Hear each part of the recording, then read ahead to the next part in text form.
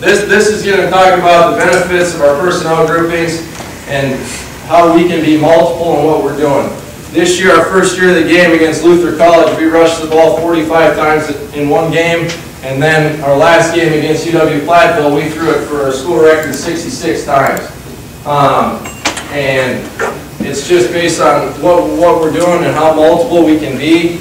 And there again, that stems back to our guys are able to utilize their knowledge and their smarts of picking up what we're trying to do. But the benefits is that we're not going to sub. And when you don't sub, the defense can't sub.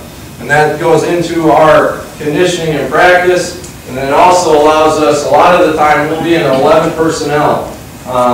And what we're going to use there is 10 personnel formations. We'll get in a 2x2 or a 3x1 and not take our tight end off the field. And to a D coordinator, he doesn't know if we're going to line up in a pro set or if we're going to line up in a, what we call a 10 personnel formation. And that's going to make it difficult on them when we have a kid out there that we know can do both. In our personnel groupings, we have a really good slot receiver. He's a basketball player, Ryan Cruiser.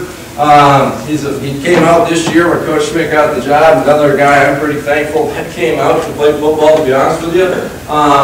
And we have a way, you know, in our 11 personnel, we have 3 different personnel groupings to put Cruiser at different positions to get him the football in different ways, on the edge or in the slot, however you want to do it.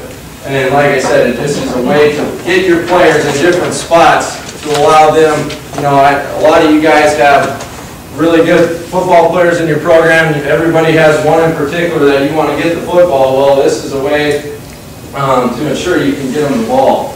That's Ryan right there. This is our tempos and the different tempos that we utilize. Our normal tempo is what I've been talking about. It's how we just want to go fast. There's a code word, then a cadence involved with it. And then there's our 2-minute tempo. And our 2-minute tempo, what that's going to be is we're going to stay in the same formation. It's just going to flip based on the hash. So if it's a 3x1 formation and the ball's on the left hash, the string's to the right. If the ball goes to the other hash, the formation flips, and our guys know that. And here again, you only say the code word one time and set HUD. It's a way to go faster and to not really slow down. Excuse me.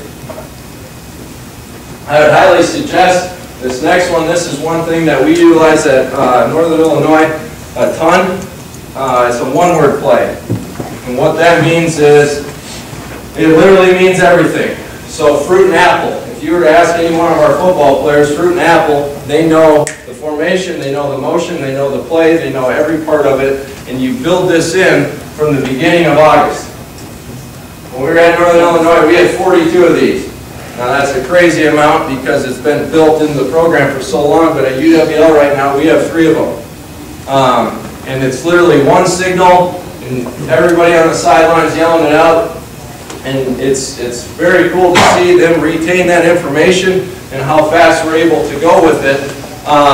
But you know, we used this, I believe, 3 times this season, and it was to our advantage. We used it after a big play this year on a big pass play. We yelled it out. We were in that personnel, and off we went. And then we're also able to use it in a 3rd down scenario where we had a big play on 2nd down as well.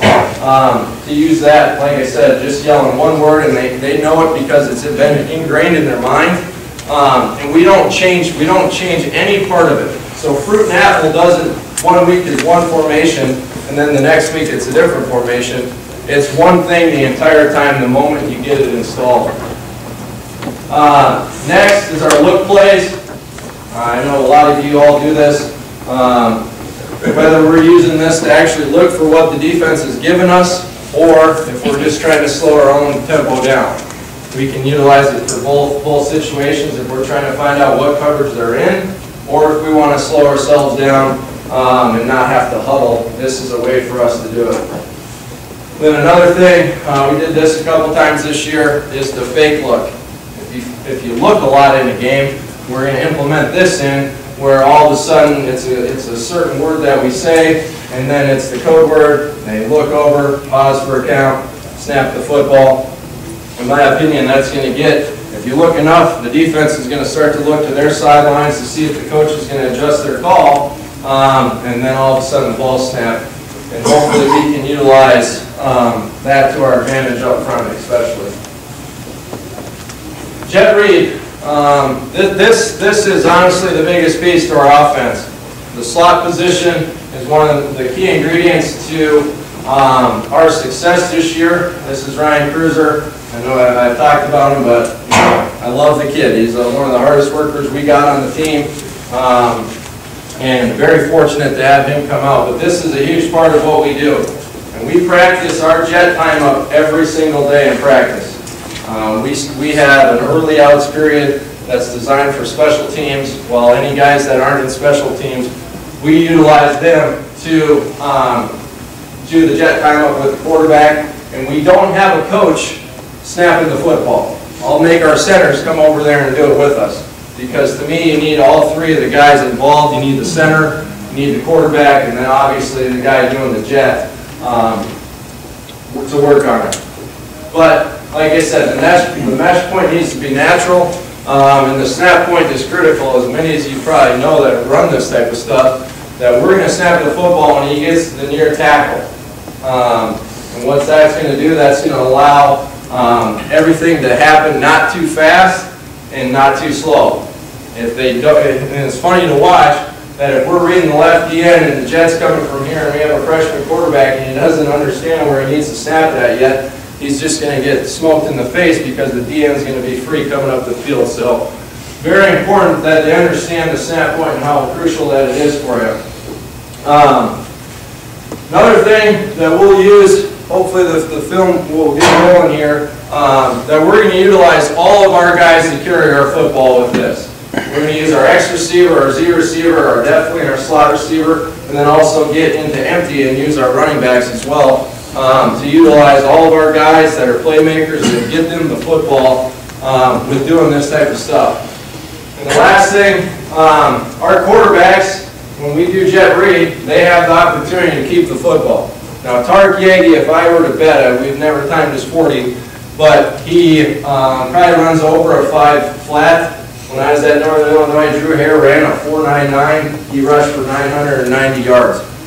You don't need to be fast to do this stuff. You really don't. It's just a matter of, are you smart? Can you read what you need to on a certain play? But you need to know how to carry the football. Tarek is definitely not a running quarterback, and it took him a little while to get used to carrying the football on a designed run. And what we ended up having our quarterbacks do is we would make them go to our running back individual with our running back coach to make sure that he knew what he was doing when it came down to him having to carry it. Coach, can you talk a little bit about your the mesh and your coaching points on that? Yep. So the main thing, depending on the play, is that I tell our guy that is in the motion to never slow down. He is 100% full speed from the start, and it's the quarterback's job to time it up. And you'll see it happens all the time that, you know, if the ball were to hit the receiver or something, the next time he's going to slow down. We don't want that. I tell our guys all the time that it's the quarterback's fault that if the snap point is not right. And then the mesh point, all we teach is our quarterback is one shuffle. One shuffle to where the jet's going, and because he's got to stay in the A-gap with our jet power stuff that we're doing, because that's basically all we're doing out of this. And he needs to take one shuffle, arms extended, elbows extended, and he's aiming for the stomach of the guy coming on the jet.